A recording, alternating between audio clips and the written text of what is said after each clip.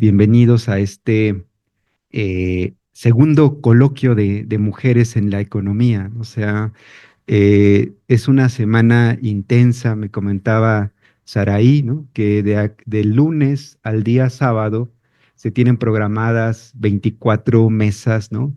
Con temas diversos, ¿no? Que dan cuenta de las perspectivas, ¿no? Y los trabajos de investigación de nuestras colegas, ¿no? En la Facultad de Economía y también en otras instituciones, ¿verdad? Que han sido convocadas a participar en este evento, ¿no? Quiero felicitar mucho a las organizadoras de este segundo foro, Saraí Cruz, ¿no?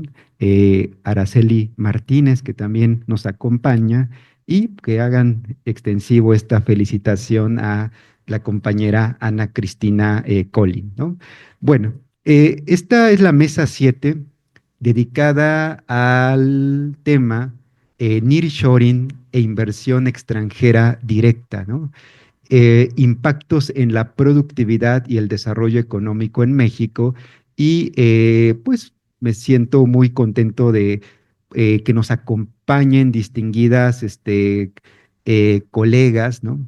De nuestra facultad y también de otras instituciones invitadas, ¿no? El formato de la mesa, ¿no? Sea de 15 a 20 minutos para presentar su charla y vamos a dedicar al final unos 15 minutos de intercambio con los compañeros que amablemente nos acompañan este día, ¿no? Siguiendo el orden, ¿verdad?, que me dieron las coordinadoras, vamos a comenzar con la participación de Olin Yolistli Vázquez Huerta. Ella nos presenta una ponencia que se llama Efectos de la inversión extranjera directa en la productividad del trabajo, el caso de México. Olin tiene una maestría en economía por el posgrado de nuestra facultad, es licenciada en economía por la misma institución y tiene áreas de interés sobre desarrollo económico, cadenas globales de valor e inversión directa.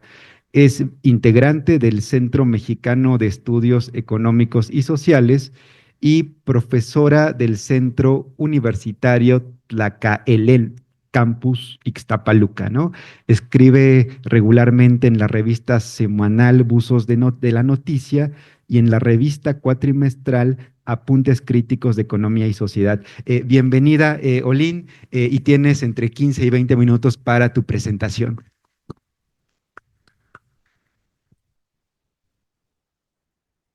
Este, Antes de también quiero agradecerle a las organizadoras del evento y también a las maestras con las que voy a compartir la mesa. Y bueno, ya respecto a este trabajo, este es el resultado de un artículo que se publicó en la revista Economía UNAM, titula Efectos de la inversión extranjera directa en la productividad del trabajo, el caso de México. Y ¿le puedes? Y este es el contenido. Primero está la introducción, la discusión teórica, los estudios empíricos, el análisis estadístico y econométrico y las conclusiones. Y bueno, el objetivo pues fue medir los efectos de la inversión extranjera directa en la productividad de las ramas del sector manufacturero en México. Y nuestra hipótesis es que pues este efecto es marginal si tomamos en cuenta que la productividad se ha mantenido estancada en los últimos 30 años y además ha habido, a pesar de eso, un incremento como de 4,9% de la inversión extranjera directa y bueno, que el PIB también se ha mantenido pues estancado en el 2%, y esa es la hipótesis. En cuanto a la discusión teórica, la teoría del desarrollo asistido por la inversión extranjera directa sostiene que hay un círculo virtuoso entre inversión extranjera directa y productividad, porque la inversión extranjera directa complementa el ahorro, la falta de ahorro nacional, y en ese sentido, al aumentar el stock de capital y la inversión como proporción del producto, eh, incrementa el producto en el largo plazo, porque es un determinante fundamental del crecimiento económico. Y en este sentido, el stock de capital eh, contribuye a que se generen economías de escala y así contribuye a incrementar la productividad.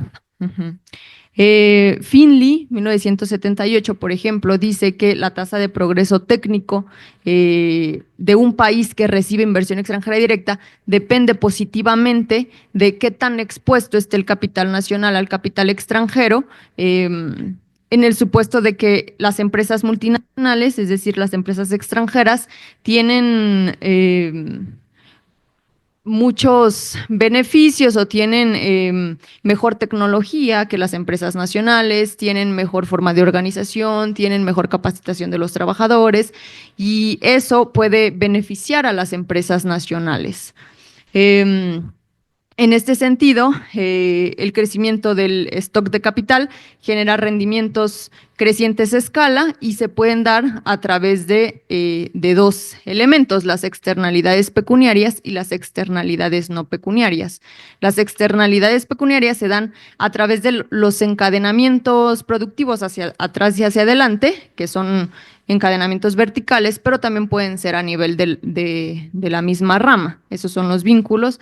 Y también las externalidades no pecuniarias pues se dan a través de los spillovers, es decir, derrames pueden ser tecnológicos, pueden ser de capacitación de la mano de obra, pueden ser organizativos. Y bueno, a pesar de esta clasificación, también los vínculos verticales pueden generar spillovers, ¿no? Y así es como se ven beneficiadas las empresas nacionales de la llegada de inversión extranjera directa. Ahora, un elemento fundamental que determina qué tanto se benefician las empresas es la capacidad de absorción, que es qué tanta capacidad tienen las empresas para detectar información que se les presenta, internalizarla, asimilarla y transformarla en mejoras tecnológicas, en mejoras en la producción y cosas pues que puedan hacer que aumenten su productividad. La siguiente. Nosotros, antes de realizar el análisis estadístico y econométrico,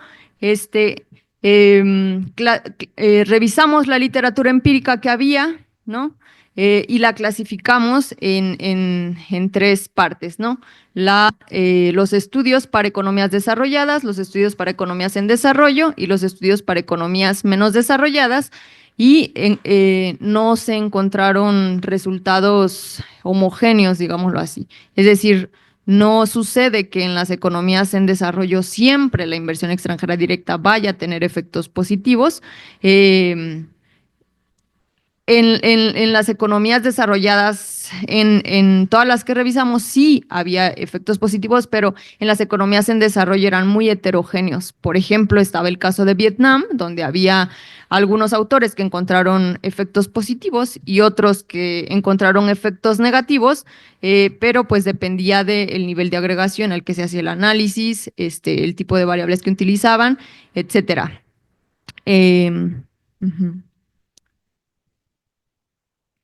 Y bueno, ya en nuestro análisis recuperamos pues toda la discusión que se hacía en otros estudios empíricos y utilizamos las siguientes variables: la productividad del trabajo, eh, em, que fue el valor agregado bruto respecto a la población ocupada, el producto, bueno, el tamaño del producto, la densidad de capital, la inversión extranjera directa por trabajador, las exportaciones y el valor agregado de exportación, y también utilizamos una variable para ver encadenamientos hacia atrás, muy básicos porque es de materias primas, pero era una forma de medir encadenamientos productivos. Y bueno, esperamos que todas estas variables pues tuvieran, este, fuera positivo su signo. Nosotros partimos de la ecuación Caldor-Verdon, que asocia la expansión del producto a las modificaciones en la productividad por las economías de escala, y haciendo ahí unas álgebras, llegamos a la conclusión de que el producto depende, pues, perdón, la productividad depende del tamaño del producto, y le agregamos algunas otras variables, ¿no? Como son por las que ya mencioné. Antes de realizar el modelo econométrico, primero hicimos una clasificación de las ramas para los años de 2013 a 2021, que utilizamos esos datos, con base en un criterio que medía qué tanto de el producto se destinaba para inversión en investigación más desarrollo. Las que tuvieron por encima de la media se denominaron de alta capacidad de absorción, y las que estuvieron por debajo de la media se denominaron de baja capacidad de absorción. Y pues cabe recalcar que en general hay una baja inversión en investigación más desarrollo en México, en el sector manufacturero.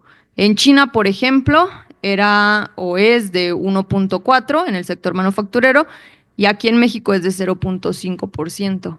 En las manufacturas de más tecnología, en China es de 2.7 y aquí es de 0.5 el promedio. Entonces sí hay una gran diferencia ya de entrada. Hay una inversión en investigación más desarrollo pues muy baja. Y ya en el análisis estadístico, pues podemos observar pues que la productividad se ha mantenido pues muy estancada en todo el periodo, y las cosas que explican este estancamiento de la productividad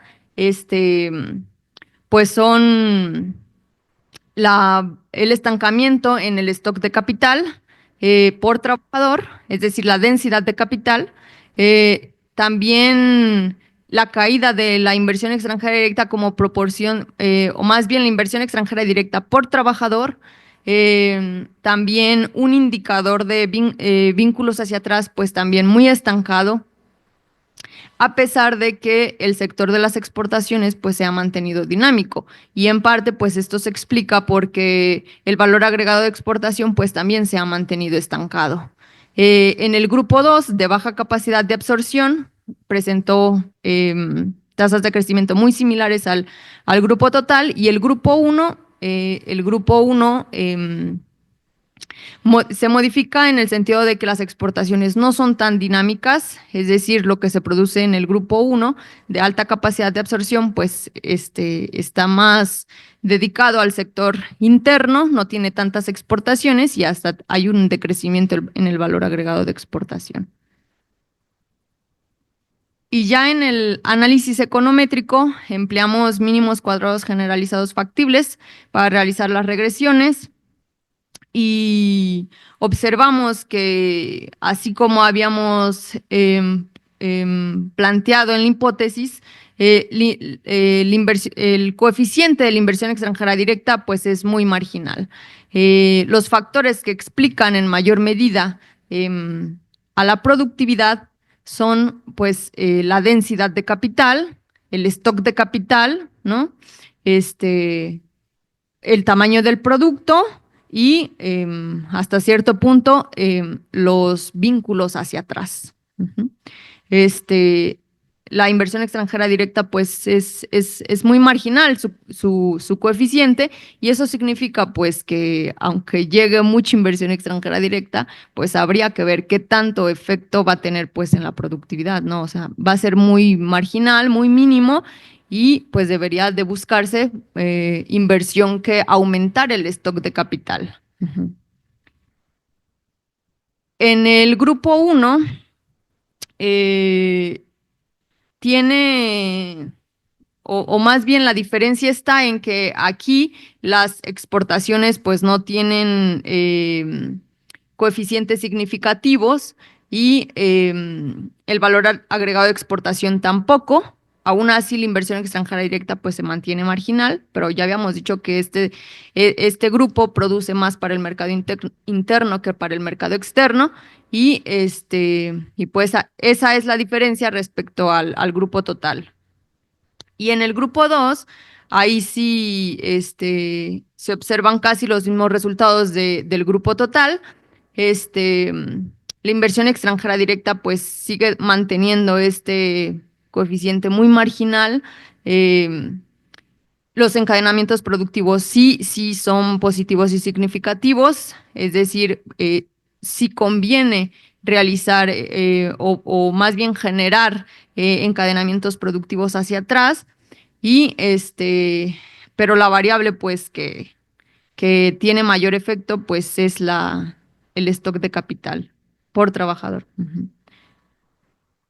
Y entonces en las conclusiones, pues dados estos resultados, en las conclusiones pues podemos decir que pues se tiene que revisar con lupa o más atentamente qué tanto beneficia la inversión extranjera directa a la productividad, ¿no?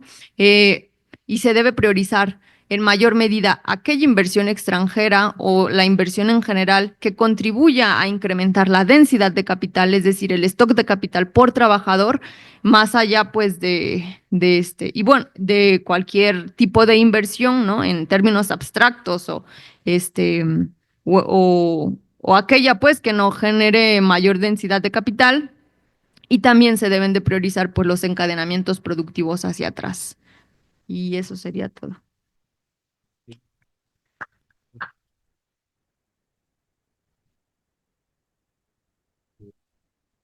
Gracias, Esteolín. Esta mesa es muy importante, ¿no? Estamos abordando temas de inversión directa, ¿no? De relocalización en un contexto de amenaza arancelaria, ¿no? Que genera incertidumbre, ¿no? Que inhibe proyectos de inversión, bueno, o sea, los opinólogos, ¿verdad? En medios de comunicación dan cuenta de que esto puede generar, ¿no? Un impacto negativo adverso sobre el coeficiente de inversión y con efectos en desarrollo. Pero que lo que nos muestra Olin es que hay que hablar de inversiones de calidad, ¿no? Hasta el momento, el nivel de inversión directa, ¿no? Con ciertas particularidades, no es un motor del desarrollo, ¿no? El verdadero motor del desarrollo desde el punto de vista de la inversión pareciera sostenerse en la inversión privada nacional, ¿no? Entonces, estamos generando ya una discusión porque de paso hay que comentar a las personas que nos acompañan que preparen preguntas para interactuar con nuestras ponentes, ¿no? Vamos a continuar ahora con la presentación de Selene Jiménez Bautista, ¿no? Con la charla que se denomina, también un tema altamente vinculado, Nearshoring y atracción de inversión extranjera directa a México. Selene es doctora en Economía por la Facultad de Estudios Superiores Aragón de la UNAM y actualmente es profesora de asignatura en el sistema de universidad abierta en la FES y tiempo completo en la Universidad Autónoma del Estado de México. Pertenece al Sistema Nacional de Investigadores y cuenta con el reconocimiento a perfil deseable para educación superior por la SEP. Es líder del cuerpo académico denominado Comercio, Economía y Negocios Internacionales para el Desarrollo y responsable de la red académica Pymes y Desarrollo Sustentable. Bienvenida, doctora Selene, y pues de 15 a 20 minutos para tu intervención.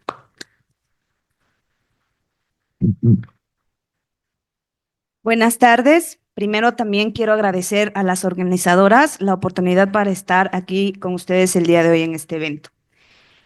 También, bueno, compartir con ustedes parte del trabajo que realizamos como docentes dentro de la economía.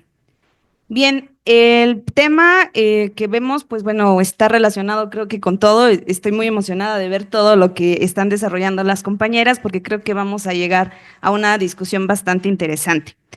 La intención de esta ponencia es contrastar las medidas que se han anunciado en lo que es el Plan México, los 2 decretos de relocalización que lanzó el gobierno federal y pues prácticamente la cuestión del IMEX 4.0, en donde impactaría en la parte de la atracción de la inversión extranjera en México. Dentro, obviamente, del contexto del nearshoring, que bueno, como veremos, quizá el nearshoring está por terminar, ¿no? Ahí está. Gracias. Muy bien. Bueno, la base de la que partimos, pues es justamente el paradigma ecléctico de Dunning, que, bueno, menciona que la inversión extranjera directa para las empresas multinacionales trae bastantes ventajas comparadas a otras formas de internacionalización empresarial. En algunas de ellas, pues obviamente se ubica la ventaja derivada de la localización. Relocalizar las empresas en algunas ocasiones nos va a ayudar a optimizar recursos, en obtener buenos mercados más grandes, con mayor crecimiento, buscar eficiencia en cómo opera la empresa y, bueno, también hacernos de algunos activos estratégicos. Para atraer la inversión extranjera directa, Dunning menciona 3 grandes aspectos. La primera, las condiciones económicas generales. La segunda, la institucionalidad en la que opera el país. Y tercera, ¿no?, instrumentos específicos que organizan los gobiernos para atraer la inversión, que bueno, ese es el caso de lo que acabamos de mencionar, ¿no?, de los decretos que se han lanzado y el famoso Plan México. En otras en otras aportaciones que han tenido pues otros estudios empíricos, ¿no?, han mencionado otros aspectos que es importante aquí, ¿no? La tendencia global, es decir, hacia dónde se están dirigiendo los capitales, si estamos incluso en cuestión comercial abriéndonos o cerrando, eso también va a ser un factor importante para ver los flujos de capital. El nivel de certidumbre y de corrupción con que cuentan los países, el idioma, ¿no? Es impresionante, pero bueno, qué tanto nos podemos comunicar también es importante para atraer la inversión extranjera directa, vínculos coloniales, la frontera compartida que tenemos con otros países y, bueno, actualmente, que ya lo mencionaba también por acá la maestra Lesbia, veo que va a hablar también de ello, ¿no?, la vinculación que tenemos con las cadenas globales de valor y que de hecho esta relación es bidireccional, es decir, la inversión extranjera directa nos vincula a las cadenas globales de valor. Y además, qué tanto estamos vinculadas a estas cadenas globales de valor también van a determinar en un futuro, ¿no?, cuánta inversión extranjera vamos a poder atraer. Y bueno, por otro lado, que está muy fuerte este problema el día de hoy, ¿no?, la ideología con que cuentan los países. Podemos hacer brevemente un recuento de cómo fue que México, ¿no?, adoptó también esta parte de las cadenas globales de valor a raíz de la ola de offshoring que se dio a principios de los 80 y que México aprovechó perfectamente en los 90 al integrarse con sus 2 vecinos del norte. Sin embargo, esta onda beneficiosa, ¿no?, que incluso hizo crecer a Norteamérica por arriba de lo que estaba creciendo el resto del mundo, pues se desacelera en la crisis del 2008 con los esquemas insolventes del financiamiento hipotecario. Y bueno, ahí creo que es en donde realmente las cadenas se volvieron globales, ¿no?, porque los procesos productivos se dispersaron a lo largo de todo el mundo, ¿no?, de continente a continente, buscando situaciones más eficientes. Evidentemente, esto trajo varias situaciones. A largo plazo, pues sabemos que Norteamérica tuvo su pico de productividad y de valor agregado mundial por ahí del 2001. Sin embargo, para el 2018, que es en donde tenemos las barras verdes, pues vemos que regresó a lo que tenía en 1990 y además de esto, Europa cedió mucho del terreno del valor agregado mundial respecto a Asia. Dentro del mercado de los Estados Unidos, pues también era notorio que China estaba entrando a su mercado a través, bueno, lo podemos ver aquí, es la línea naranja, del origen de las importaciones que entran a Estados Unidos. Mientras que podemos ver que México, al contrario, iba perdiendo esta participación, ¿no? Y bueno, esta gráfica llega hasta el 2017. También, bueno, esta es una gráfica que nos da la Cámara Internacional de Comercio, en donde nos señala, ¿no?, que de 20 sectores manufactureros de exportación que tiene Estados Unidos, los amarillos eran, bueno, están señalados en amarillos porque era en donde empezaban a perder competitividad y participación en el comercio internacional. Los azules, bueno, eran los que se han mantenido o los que se han incluso expandido. Pero vemos que la proporción aquí ya era de 11 a 6, ¿no? 11 con disminución y 6 que se mantenían. Esto conllevó a que las promesas del 2017, el primer periodo de Donald Trump, pues se materializaran a partir del 2018, en el cual su política ha sido una guerra completamente frontal comercial con China, imponiéndoles de principio un arancel, ¿no? Fueron los chinos los que primero tuvieron que enfrentar este arancel del 25% y bueno, también obligó a sus socios del norte, hablamos de México y Canadá, a renegociar el tratado, ¿no? Que bueno, el que quedó después de todo esto pues fue el TEMEC e igualmente inició una serie de procesos de relocalización, ¿no? El reshoring, que regresa a tu país, el onshoring, si vas a expanderte, quédate aquí dentro de tu país, o en su defecto, el nearshoring, quédate lo más cerca posible, ¿no? Porque además de esto, con la pandemia del COVID del 19 más la guerra en Ucrania, pues las cadenas de suministro prácticamente se rompieron para pasar por esta zona, ¿no? Y pues dificultaba e incrementaba el costo del transporte de las mercancías. Para cuando ya está en su campaña de su segundo periodo, que estamos hablando del 2024, ya se anunciaba una nueva tendencia en cuestiones de relocalización, ¿no? Que era el friendshoring, es decir, vamos a producir con aquellos países que todavía consideramos nuestros amigos, ¿no? Lo cual cambió radicalmente cuando ingresa ya en el 2025 y ya se habla de un nuevo proceso, ¿no? Que es el security shoring, es decir, vamos a producir con aquellos países que van a garantizar nuestra seguridad, ¿no? Y no solamente en su seguridad comercial, sino que sabemos que incluso sus problemas de salud pública, ¿no?, de narcotráfico, de crimen organizado y de migración van a tener que ser un conjunto internacional, no solamente de ellos, ¿no?, sino de con otros países, que se está condicionando la seguridad de Estados Unidos a cambio de mantener esta relación económica. Entonces, todavía no sabemos a ciencia cierta si estamos dentro del área del security shoring o no lo vamos a estar, ¿no? Eso va a depender de las negociaciones que se hagan en los próximos años.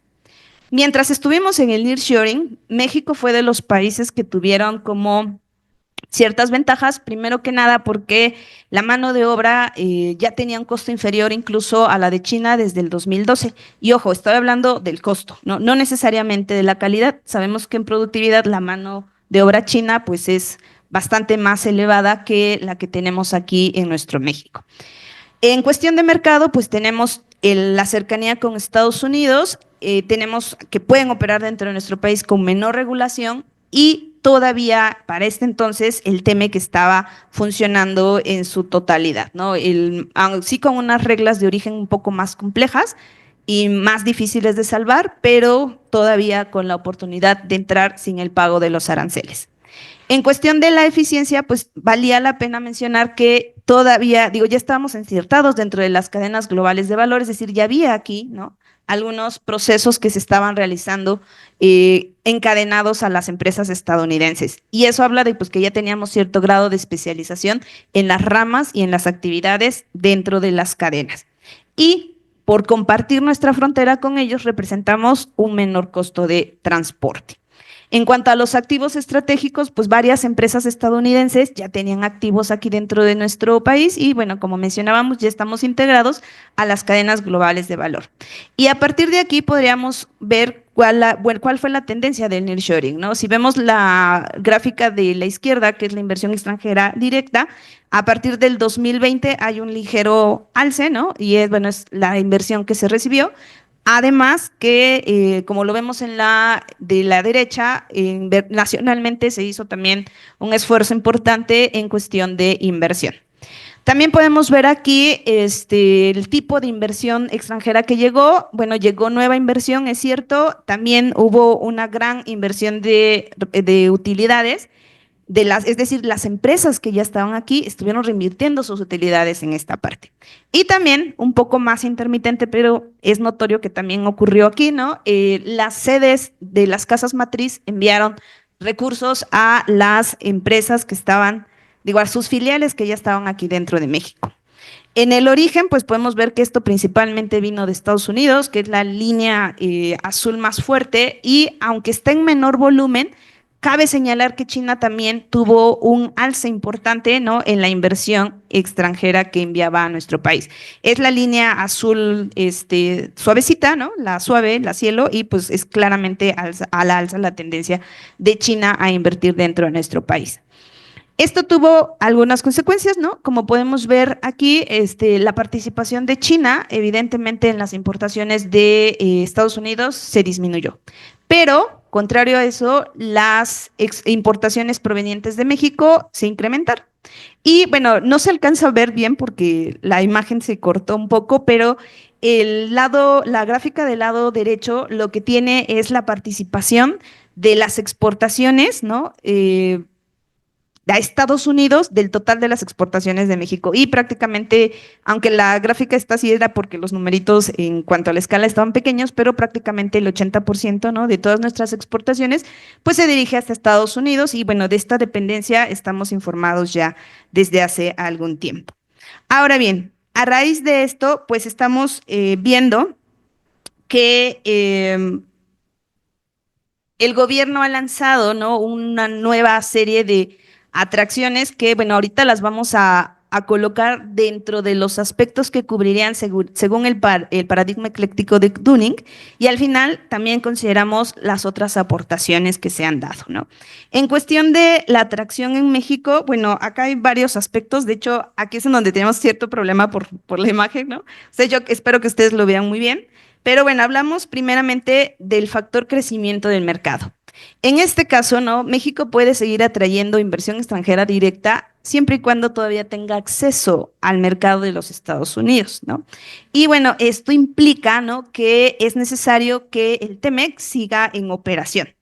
Adicional a esto, el Plan México empieza a proteger ciertos sectores, en algunos casos con aranceles y cupos, como es en textiles, zapatos y farmacéutica. Aunque no agregue aranceles y cupos a otros mercados, también pretende ya empezar a incentivar otras áreas, en concreto maíz, dispositivos médicos, química, petroquímica y bienes de consumo. En cuanto a la estabilidad macroeconómica, pues sabemos que se ha hecho un gran esfuerzo desde el Banco Central para lograr esto, pero que también es dependiente, ¿no?, de cómo estén nuestras condiciones con el exterior. En cuanto a la disponibilidad de factores, las ventajas que podemos ofrecer es que, bueno, los salarios son bajos comparados a lo que se paga en Estados Unidos. Tenemos bastante disposición de recursos naturales, en los cuales ahorita, por las cuestiones de producción internacional, pues resultan relevantes algunos minerales. El Plan México compensa, además de esto, o pretende compensar, con la producción de energías limpias, la garantía al acceso de la energía eléctrica y al agua. También va a donar suelos, ¿no?, para las empresas que deseen así instalarse dentro de nuestro país, y ha anunciado ya un fondo de dinero para la banca de desarrollo, así como un portafolio de inversión conjunta que, bueno, saben que existe un consejo para esta cuestión de la relocalización, en donde está tanto el sector privado como el sector público de nuestro país para tratar de hacer inversión conjunta. En cuanto a las cuestiones de aglomeración, pues sabemos que México sí tiene algunas zonas ya de aglomeración industrial, la zona norte, el centro y el Bajío. Además, el Plan México anuncia 100 parques industriales y el desarrollo de una red de proveedores, es decir, de encadenamientos hacia atrás, en cuanto a los proveedores, ¿no?, que puedan trabajar con las empresas que lleguen, ¿no? Y en este caso hablamos de MIPYMES y también del famoso programa de sustitución de importaciones industriales, ¿no?, en donde tratamos de eliminar las importaciones chinas con producción nacional. Y bueno, en cuanto a la productividad y la especialización del trabajo, los decretos de relocalización del 2023 y el del 2025 contemplan que se puede deducir de los impuestos lo que se gaste en capacitación del personal. En cuanto a la calificación del trabajo, también el Plan México plantea que en unos pocos años toda la educación media superior va a ser dual, ¿no? Es decir, se acabó nada más la preparatoria, ¿no? Sino que aparte de todo debemos de tener algún grado de capacitación técnica para poder operar en la industria. En cuanto a la infraestructura, además de la que se realizó en el sexenio pasado, bueno, también se pretende seguir ayudando a puertos, ferrocarriles, carreteras y lo que anunciaban que es nuevo, ¿no? La red de distribución de agua. En cuanto a la tecnología y la innovación, que es importante para las empresas, ¿no? Poder acceder a ella en los puntos a los que llegue, pues se habla de un polo de desarrollo de tecnología por cada parque industrial que haya, es decir, 100 polos de desarrollo a lo largo de todo el territorio. Además, ¿no? El decreto que acaba de lanzarse en enero del 25 contempla que si tienes gastos enfocados a generar patentes o registros de ideas, ¿no? y certificaciones, vamos a poder deducirlas de los impuestos. Y bueno, también una iniciativa ahí bastante interesante en cuestión de los semiconductores, que es el Plan Cutzari, ¿no? que es un centro de desarrollo para los semiconductores dentro de nuestro país. En cuanto a las partes institucionales, pues también podemos notar aquí que es importante para que tengamos reglas, acuerdos de inversión y apertura comercial, el que sigue existiendo justamente el TEMEC. En cuanto a la protección legal de la inversión, el Plan México nos dice que vamos a tener certidumbre jurídica, incluso el decreto del 25 en cuanto a relocalización dice muy explícitamente que a todos los beneficios fiscales que se van a dar, pues no hay discriminación de la inversión extranjera, ¿no? Si ellos pueden integrarse, lo van a poder hacer. Igualmente, toda la digitalización se pretende colocar aquí, en especial para mejorar nuestra posición en el índice de la facilidad para hacer negocios, ¿no? y disminuir la cantidad de regulaciones. Va a haber una ventanilla nacional única de digitalización para el registro de las inversiones.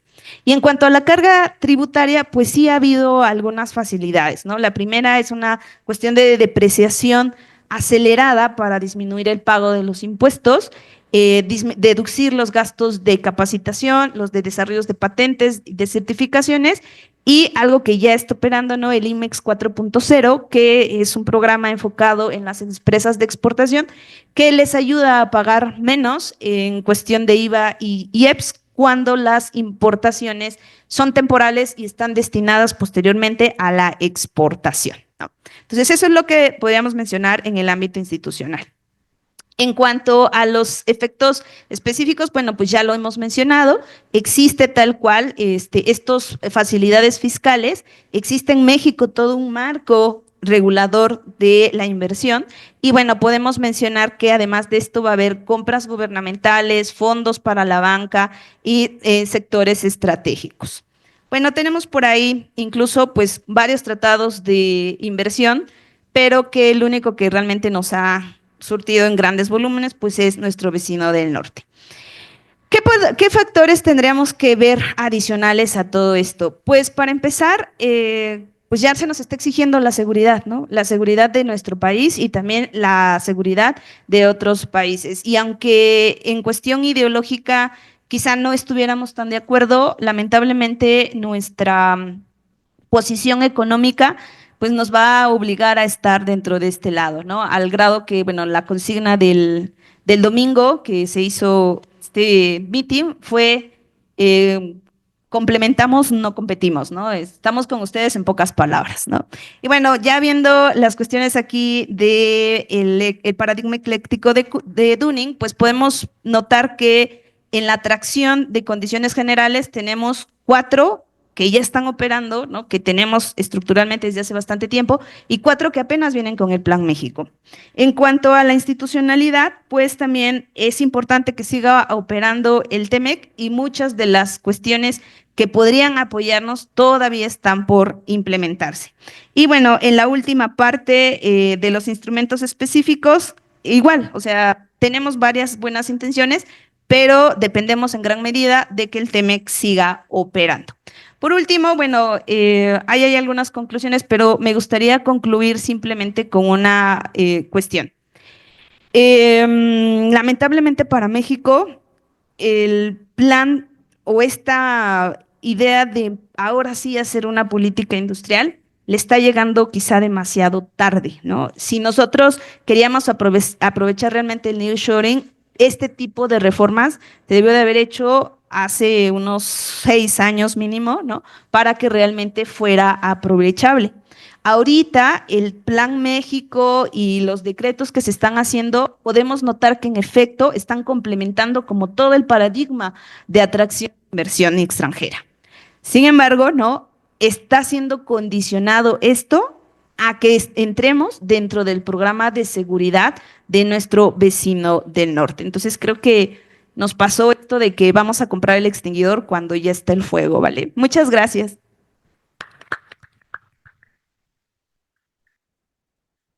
Gracias, doctora Selene. Digo, sin duda, en términos del rompecabezas, ¿no?, que estamos armando en la mesa, una discusión puntual del Plan México me parece muy importante, ¿no? O sea, como comentaba Selene, el Plan México, que es un plan de industrialización, es un plan que busca la continuidad del TEMEC, ¿no? Y de paso, busca evitar cancelar proyectos de inversión por relocalización, ¿no? Eh, Vamos a dar paso ahora a la presentación de Lesbia Pérez Santillán con la charla titulada México en las cadenas globales de valor y el nearshoring, ¿no?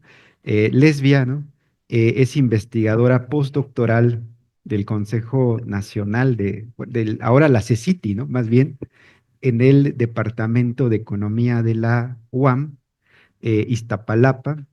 Es tutora del posgrado de Economía del campo de conocimiento de Economía Política de la UNAM, investigadora del Centro de Estudios China-México de nuestra Facultad de Economía y doctora en Economía por el posgrado de Economía de la UNAM, miembro del SNI nivel 1 y líneas de investigación se concentran en comercio internacional, cadenas globales de valor, análisis insumo-producto y empleo, China, México y América Latina. Bienvenida, Lesbia. Gracias. Sí se escucha, ¿verdad? Bien, agradezco la presentación, agradezco la invitación y la oportunidad de compartir con ustedes algunos resultados, algunas discusiones derivadas de la investigación que he realizado durante los últimos años. Bien, para términos de esta mesa, preparé un material que es México en las cadenas globales de valor y el nearshoring, cuyo objetivo es analizar el impacto del nearshoring en las cadenas globales de valor y en el desarrollo económico de México. Para esto requiero o dividí la presentación en 4 partes, que es el contexto, datos y metodología, resultados y conclusiones. En términos del contexto, me gustaría mencionar que a lo largo de esta presentación y en sí de la investigación, se utilizan 3 elementos, 3 definiciones importantes. La primera, que es la segmentación internacional de la producción, que es la forma particular que adquiere el proceso de producción en el que distintos países se especializan en distintos eslabones en los que se genera valor agregado y en que están en distintas localidades, en distintos países en el mundo. El segundo sería las cadenas globales de valor, que son la forma en cómo se organiza esa producción segmentada. Una cadena global de valor es una secuencia o una red en la que están estas fases, estas actividades muy particulares. Hablemos, por ejemplo, de la cadena global de valor del calzado, la cadena global del valor de automotriz, etcétera. Y en cada eslabón, pues se utilizan o se fabrican piezas que en un futuro llegan a un producto final en algún país. En cada una de estas, los países se insertan y participan con valor agregado. De esta forma, bueno, hay algunas implicaciones de participar en las cadenas globales de valor, por ejemplo, que permiten la especialización en la producción de bienes que se demandan y en los cuales posiblemente se tienen un mayor factor, que sería, por ejemplo, la mano de obra, recursos naturales o materias primas, o bien se tienen beneficios como el incremento en la eficiencia y la productividad, acceso a mayor variedad de productos a precios más bajos, y también puede favorecer el crecimiento económico, la generación de empleo y el intercambio tecnológico. La siguiente, por favor. Pero los inconvenientes que puede generar, por favor, la siguiente, Saray. Gracias. Puede generar mayor desigualdad económica y productiva al interior de los países y entre los países, bajos salarios y malas condiciones laborales como ventaja para participar en esta dinámica productiva, daños al medio ambiente y en general. Las cadenas globales de valor se convierten en un canal que amplifica shocks o eventos como las disputas comerciales, como las interrupciones o fallas en los medios de transporte, la pandemia y todo lo que nosotros ya sabemos. Bien, entonces, a partir bueno, un par de años estuve analizando específicamente esta dinámica de las cadenas globales de valor por medio del uso de matrices de insumo producto mundiales y en seguimiento a dos principales variables que son el valor agregado y la demanda final. De ahí se encontraron fuertes resultados referentes a la participación de México en las cadenas globales de valor. Se incrementó precisamente esta participación y dada precisamente esta dinámica, podemos decir que o podemos relacionarlo con una tercera definición que es precisamente el nearshoring. En general, desde una perspectiva de generación de valor agregado, se tiene que México sí ha avanzado, pero muy poco en términos de su capacidad de generar valor agregado y mantiene una alta dependencia de insumos importados para poder exportar. Esto se mantiene en sectores que concentran las exportaciones, como es el caso de las manufacturas. En sí, cuando hablamos ahora de la relación entre las cadenas globales de valor y el nearshoring, se describe como a esta estrategia como una que a veces es impulsada por algunos gobiernos como una estrategia de las empresas en las que una empresa traslada parte de su producción o servicios a un país cercano en lugar de mantener todas sus operaciones en un lugar o en varias localizaciones lejanas. Este nearshoring puede ayudar a reducir costos de transporte, facilitar la comunicación y mejorar la agilidad en las cadenas globales de valor y en sí busca minimizar los riesgos asociados a la distancia, pero también aquellos relacionados con las disputas comerciales, supuestamente, ¿verdad? Estoy aquí diciendo lo que se ha encontrado en distintos y diversos trabajos, además de la parte teórica, que esto es lo que nos dice. En general, también el nearshoring impacta en las cadenas globales de valor porque implica la optimización de estas redes de producción y proveeduría porque son menores distancias, menores tiempos y menores costos. Se exponen menores riesgos de tipo geopolítico, desastres naturales o problemas logísticos que afectan a regiones más distantes. En general, pues, las cadenas globales de valor de esta manera se vuelven más resilientes y ágiles, dado que precisamente esos cambios en la configuración, en acortar estas cadenas globales de valor que las hacen más cercanas y en este caso regionales, pues eso tiene implicaciones favorables.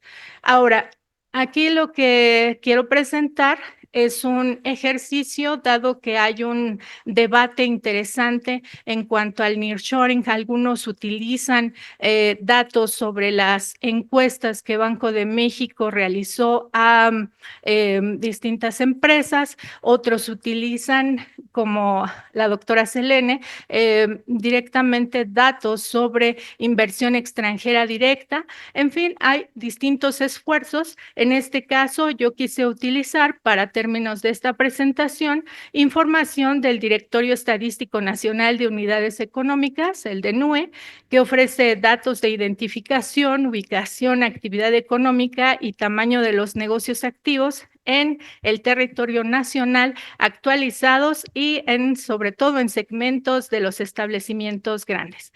El análisis se complementa con indicadores de productividad y demografía de los negocios en México y se establecen 4 hipótesis, que la primera es que debe reflejarse, el nearshoring debe reflejarse en un mayor número de unidades económicas, o bien debe traducirse en un mayor número de personas ocupadas, o bien las dos, ¿no? Tanto en un mayor número de unidades económicas y mayor personal ocupado, y además el nearshoring ocurre en las actividades productivas con una mayor vinculación o inserción a las cadenas globales de valor. Esas serían las hipótesis. En este caso, como parte de los resultados.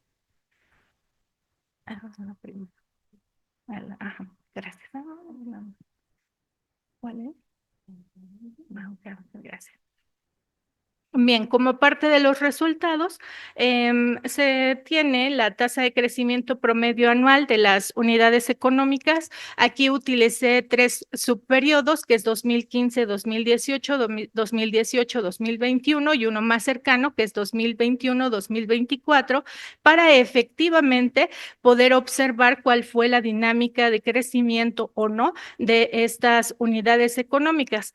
Recordando pues que el nearshoring no es un fenómeno nuevo, sin embargo, su relevancia y su discusión se torna a partir de la firma del TEMEC en 2020 y de la iniciativa de la administración Biden, ¿no? La dinámica aquí de crecimiento se puede observar para el caso de las manufacturas fue de 1%, ¿verdad? En este periodo de 2015-2018. Haciendo el comparativo con el periodo 2018-2021, se observa que aumenta precisamente, aumentan las unidades o la tasa de crecimiento de las unidades económicas en el segundo periodo 2018-2021 y es de 4.7%.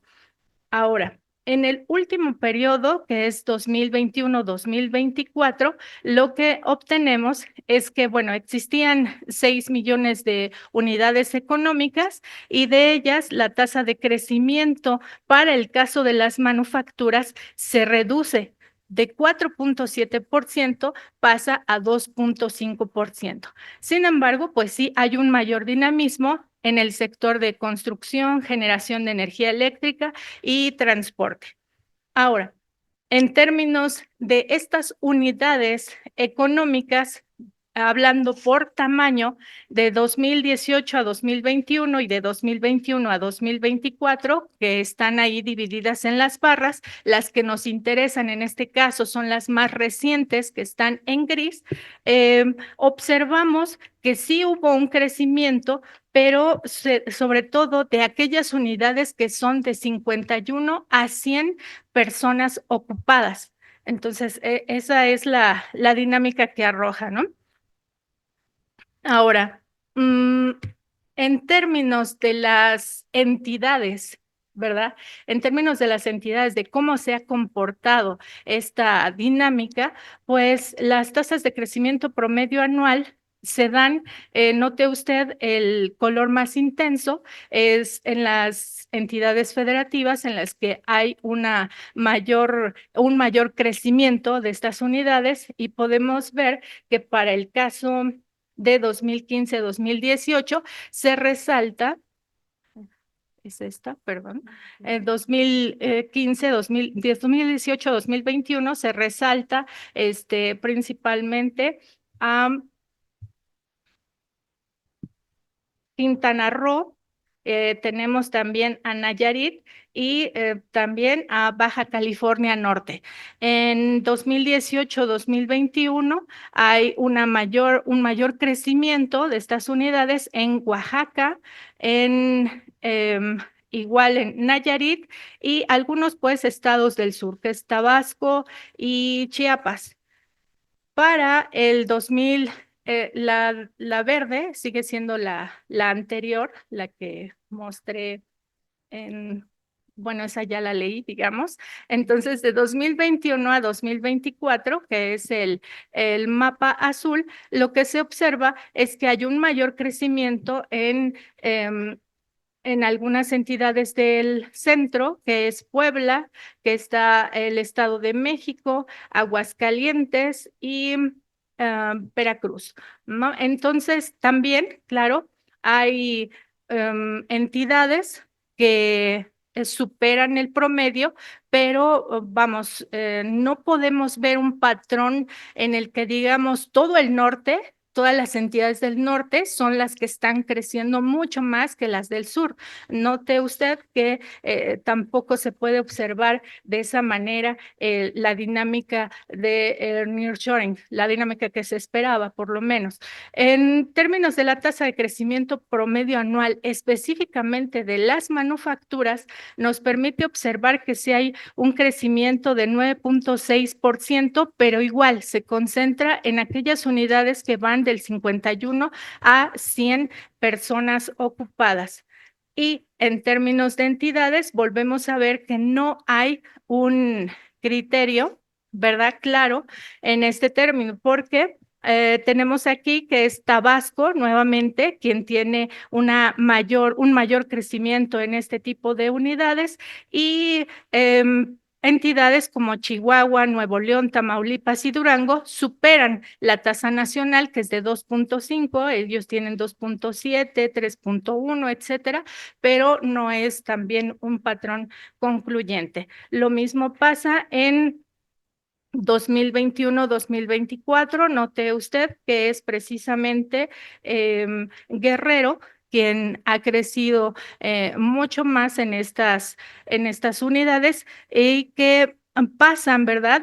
Por ejemplo, de 101 a 154 unidades económicas manufactureras, pero que aportan, digamos, o generan para 51 a 100 personas ocupadas. Entonces, dado esto, parte de las conclusiones están que efectivamente sí hay cambios recientes, parece haber alternativas para el caso de México.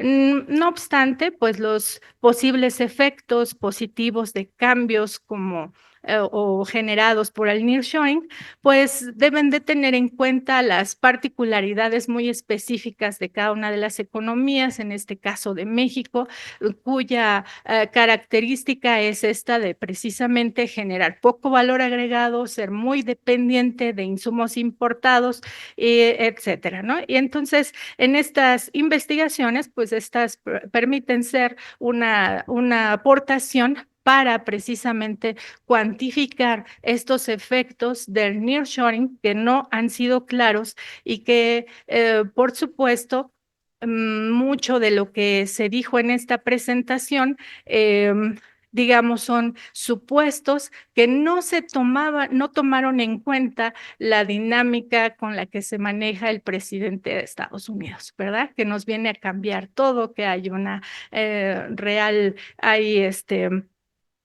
hay intensidad en sus cambios, ¿verdad? De sí, te pongo aranceles, no. Y bueno, entonces esto creo que sí nos echa a perder un poco esta discusión en términos de querer cuantificar el nearshoring cuando pues no sabemos exactamente cuál va a ser el rumbo que tome esta dinámica entre las cadenas globales de valor que se esperaban con Estados Unidos y Canadá y pues este constante estire y afloje por parte de Estados Unidos, ¿no? Muchas gracias. Bueno, gracias, Lesbia. digo, para las personas que nos acompañan, compañeros de la licenciatura, ¿no? O sea, como señala la doctora, eh, las cadenas globales de valor, ¿no? Son un marco analítico útil para estudiar, ¿no?, la globalización económica y sus diferentes quiebres, ¿no? Y claro, o sea, para evaluar la política comercial, la amenaza arancelaria, también las cadenas productivas, cadenas globales de valor nos permiten comprender, ¿verdad? Cómo una medida arancelaria genera impactos más que proporcionales, ¿verdad? En una economía globalizada, ¿no? O sea, eh, bien, vamos a trabajar con la última charla a cargo de María Fernanda Muñoz. El título de la ponencia se llama Los servicios intensivos en conocimiento en las cadenas globales de valor. María Fernanda es economista por la Facultad de Economía de la UNAM y estudió la maestría en economía en la misma institución. Se ha desempeñado como ayudante de investigación en el Centro de Economía y Prospectiva de la Ciencia y Tecnología de la Facultad de Economía, así como en el Instituto de Investigaciones Económicas y en el Centro de Estudios Demográficos y Ambientales del Colegio de México, y actualmente es profesora ayudante en la División de Estudios Profesionales y de Posgrado, ¿no? Bienvenida, María Fernanda, de 15 a 20 minutos para tu charla. Sí, hola, muchas gracias. ¿Sí se oye? Pues agradezco mucho a las organizadoras y también a las colegas que han externado aquí sus conocimientos. El día de hoy he aprendido muchísimo de ellas. Y bueno, este trabajo es mi tesis para obtener el grado de maestría. Mi objetivo es principalmente ver cómo los servicios intensivos en conocimiento pueden ayudarnos a no solo a la inserción, sino también a la promoción y al mejoramiento en las cadenas globales de valor. Eh, pero para empezar, ¿qué son los servicios intensivos en conocimiento? Bueno, son estos servicios que crean, que acumulan y que difunden el conocimiento dentro de las estructuras productivas. Para ellos, el insumo principal es el conocimiento y es su principal producto. Son usuarias muy intensivas de las tecnologías de la información y de la comunicación. Se basan también en el conocimiento profesional, es decir, se espera que en estos servicios se empleen a personas con estudios profesionales de posgrados y con gran conocimiento, ¿no? Muy especializado. Y suministran servicios a otras empresas. Hay servicios que son intensivos en conocimiento que no proveen a otras empresas. Esta tipología es de Miles, por allá del 94, 95, que empezó a trabajar con otros autores la diferenciación de estos servicios intensivos en conocimiento. Y a ellos les llamaba la atención precisamente cómo esas empresas proveían a otras de conocimiento. Los otros servicios que les comento son los de salud, los, los de esparcimiento, que esos no van directamente a las cadenas globales de valor, van a los trabajadores, por así decirlo, son muy importantes, pero no inciden dentro de la cadena de manera directa, ¿no? Y usan mucho la información, tienen un elevado grado de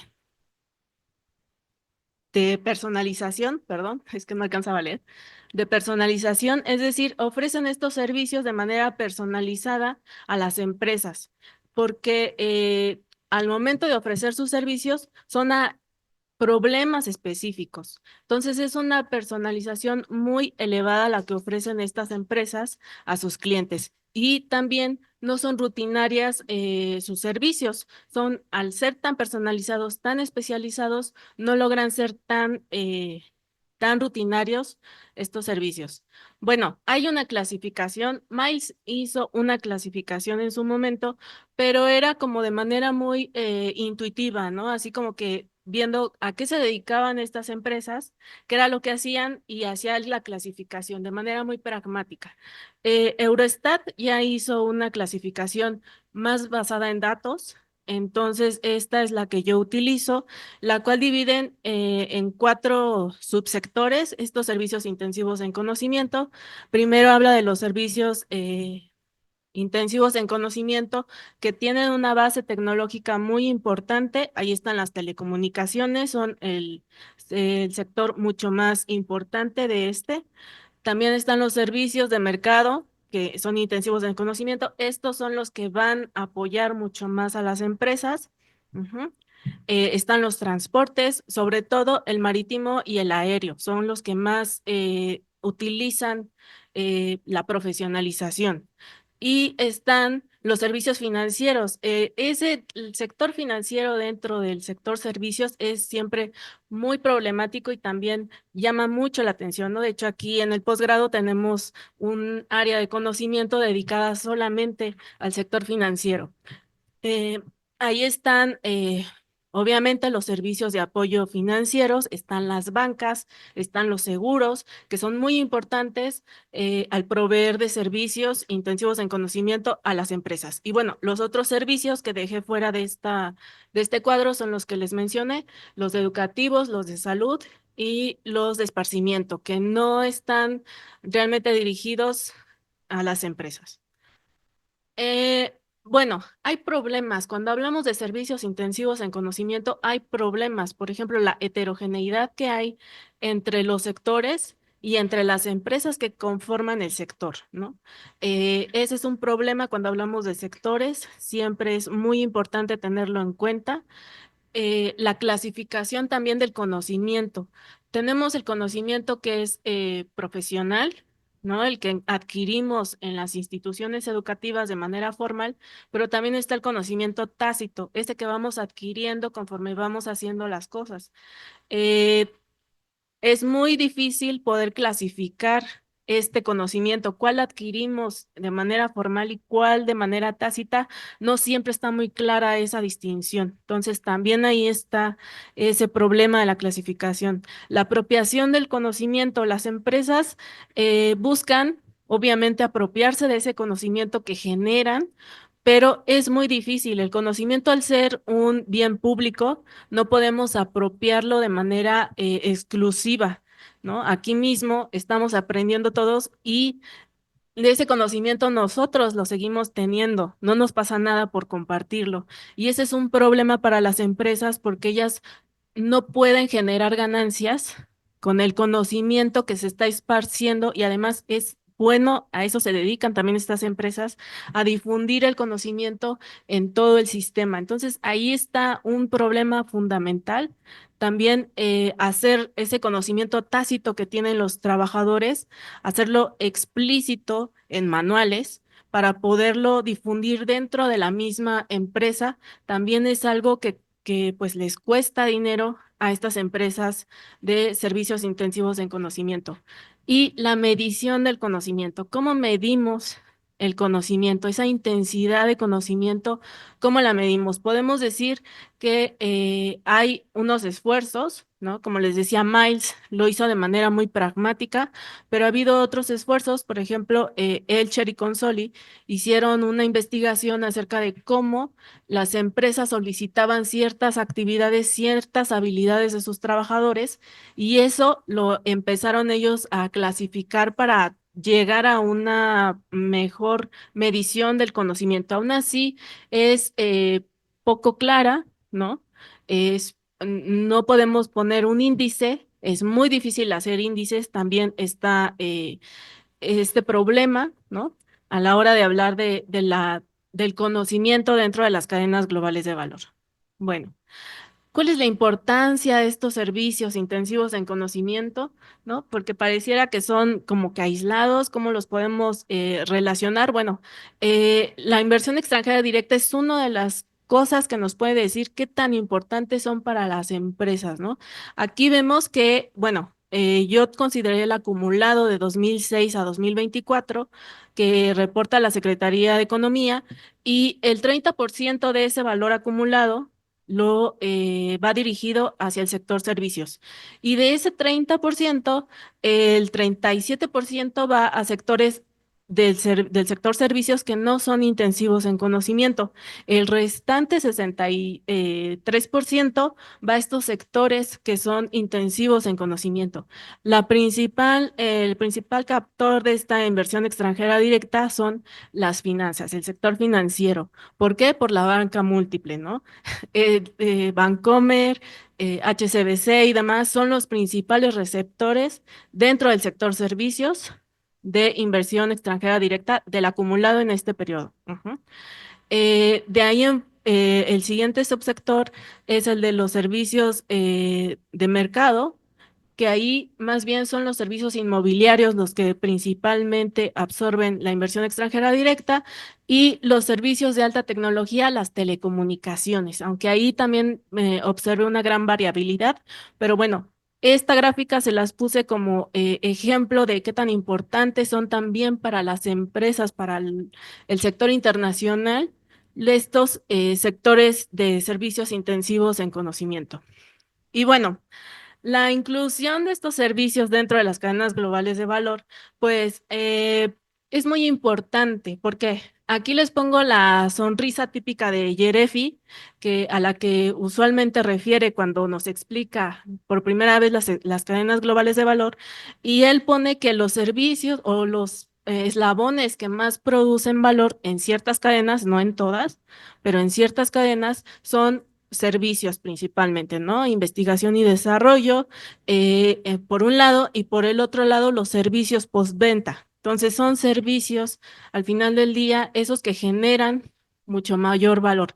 Pero, o sea, además de intentar promover el crecimiento de estos servicios que podrían ser generadores de valor dentro de las cadenas, también los servicios intensivos en conocimiento nos ayudan a unir los eslabones dentro de esas cadenas, ¿no? Por ejemplo, ya muy rápidamente, la cadena de la industria aeronáutica utiliza certificadores, porque nosotros tenemos gran historia en cuanto a la cadena automotriz y muchos de los componentes que se producen para la cadena automotriz las podemos usar para la cadena de la industria aeronáutica.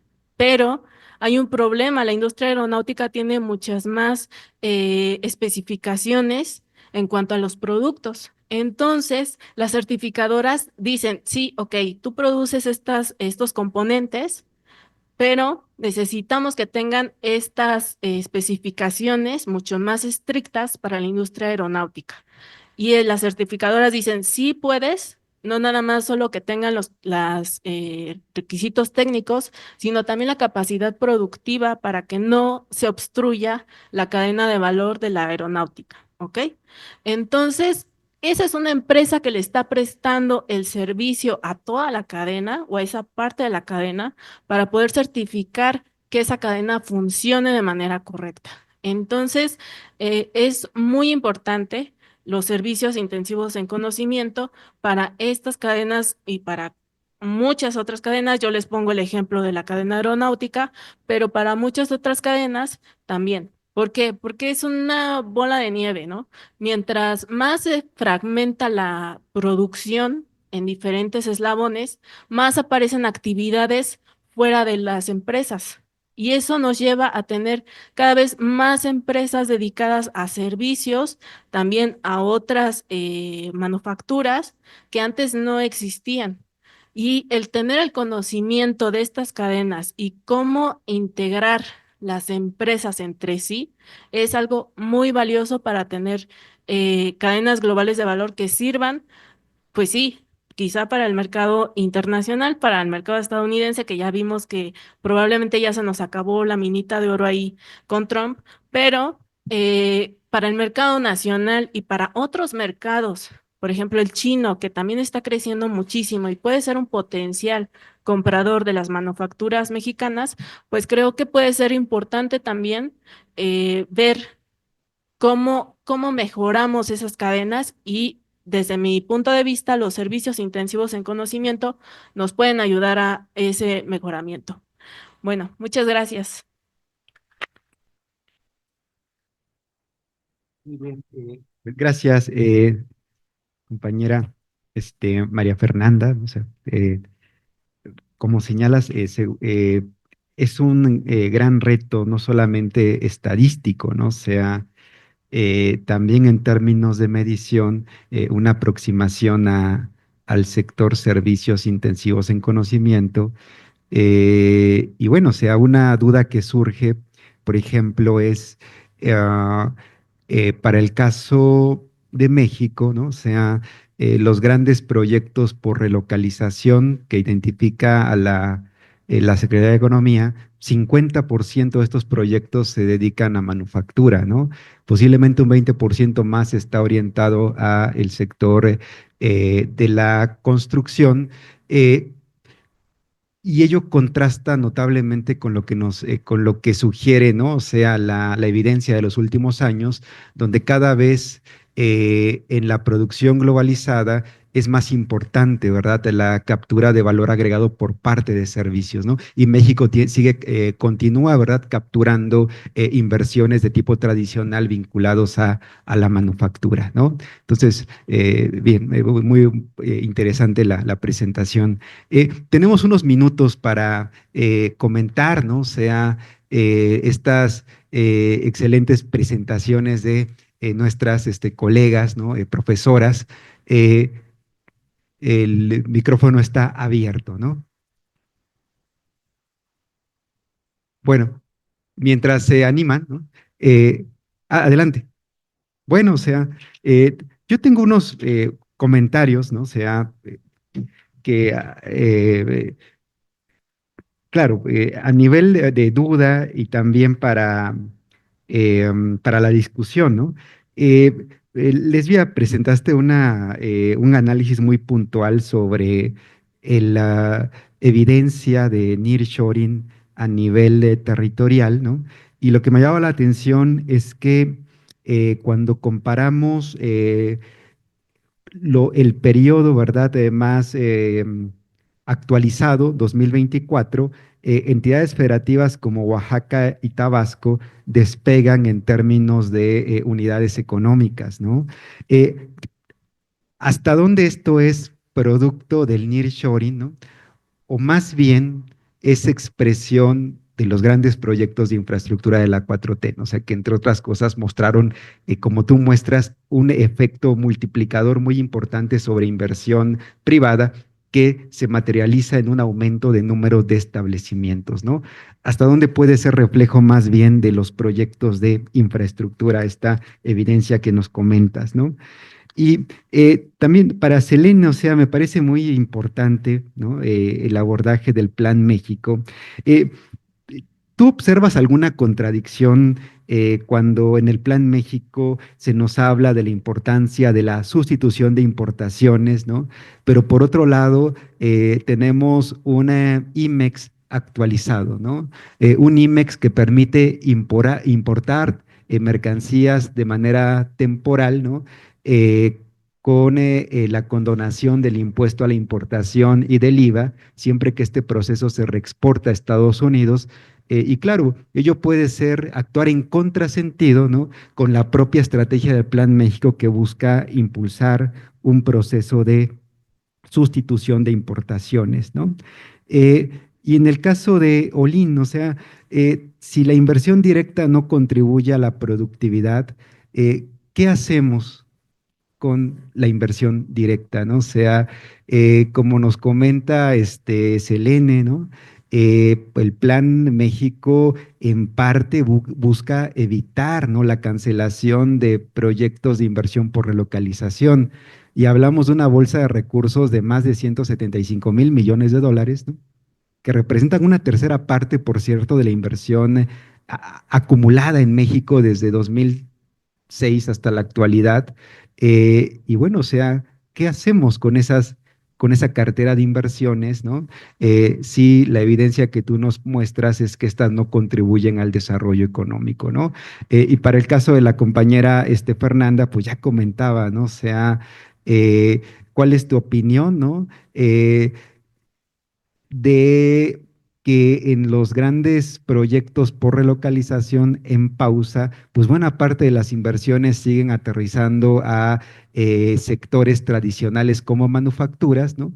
Cuando tú nos das cuenta, ¿verdad?, de cómo en el mundo la cadena de valor, ¿no? Sea, cada vez tiene una mayor participación en términos de captura de valor agregado de estos servicios intensivos en conocimiento, ¿no? O sea, ¿estarías en favor, por ejemplo, de una regulación a través de inversiones de calidad y enfocadas a través de atracción de inversiones en servicios tecnológicos o como hasta ahora, ¿no? O sea, capturar inversiones bajo la lógica de que estas inversiones, más allá de que si van a minería, manufacturas, generan empleo, contribuyen al acervo de capital y por esta vía impulsan el desarrollo económico, ¿no?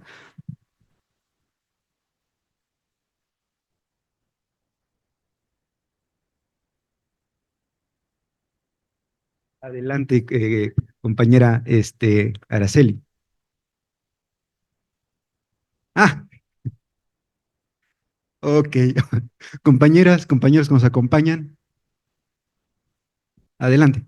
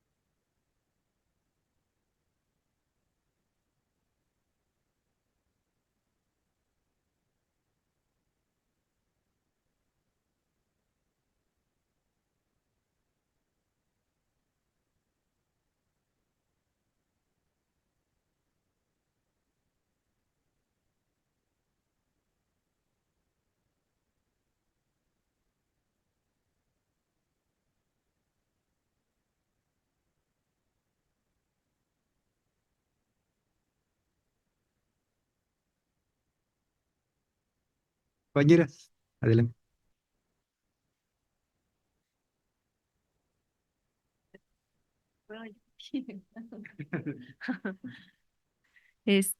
Sí, yo creo que pues sí es muy importante lo que dice el doctor Samuel sobre pues qué hacer con esta inversión eh, que iba a venir o que buscamos que no se vaya, ¿no?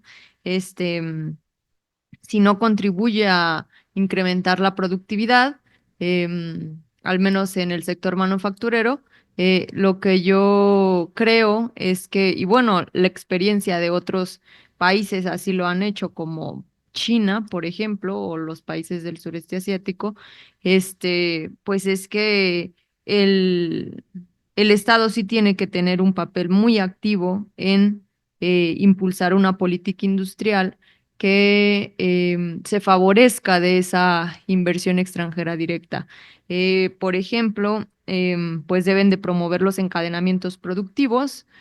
Casi siempre es primero hacia atrás porque hacia adelante es más complicado, porque pues sí necesitan un nivel de especialización pues más avanzada y etcétera, pero los encadenamientos hacia atrás pues sí han sido un factor importante para desarrollar a los países pues que en un tiempo pues estaban en situaciones similares a las de México, por ejemplo, pues China. Y eso lo hicieron pues a través de regular qué tipo de inversión extranjera directa llegaba, a qué sectores. Ellos sí eran muy específicos, pues llegar a este sector y bajo estas condiciones, por ejemplo, que contribuyas al desarrollo tecnológico del país o que transfieras algunos conocimientos o que este, em, em, crees algunos encadenamientos y por el otro lado también ellos llevaban a cabo em, actividades entre su propia industria, ¿no? Por ejemplo, promovían la creación de monopolios o que aunque está mal visto, pues sí contribuye a pues a competir, ¿no? A que de verdad haya encadenamientos con la nación, porque muchas veces las microempresas o medianas empresas no pueden este, em, proveer los insumos necesarios para esas grandes empresas multinacionales, pues claro que no pueden. Entonces, pero pues con la ayuda del Estado, con la ayuda de políticas, de incrementar el nivel tecnológico, por ejemplo, de las empresas, sí se podría aprovechar bien esa, y bueno, insertarse a las cadenas globales de valor. Ujú. Pues, Bueno,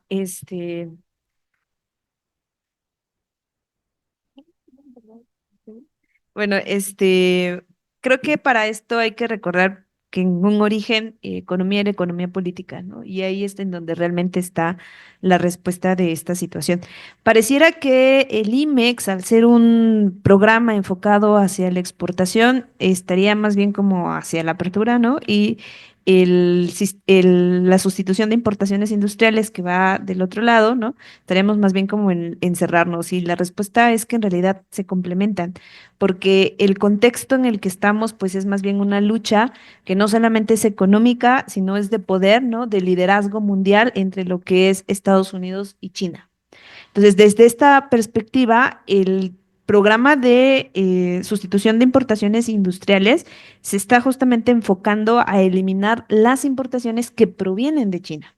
Entonces, como para cortar la participación de este país dentro de México y dentro de las cadenas que tenemos con Estados Unidos. Y bueno, no sabemos todavía si en Canadá, ¿no? Pero bueno, las que están aquí en Norteamérica.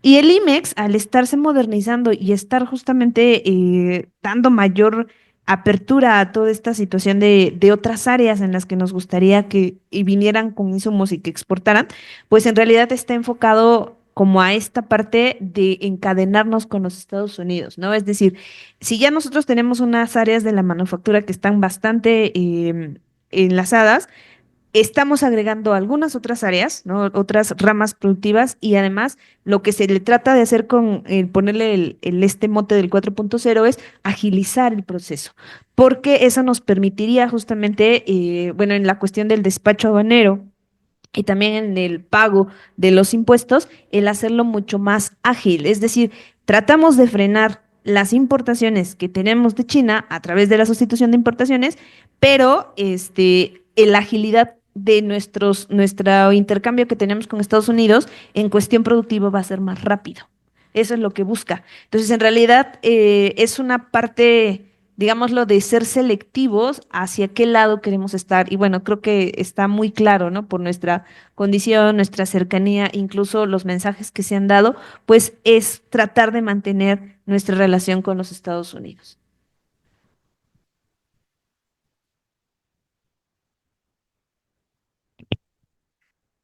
Bien, respecto a lo que preguntaba Samuel, muchas gracias por la pregunta.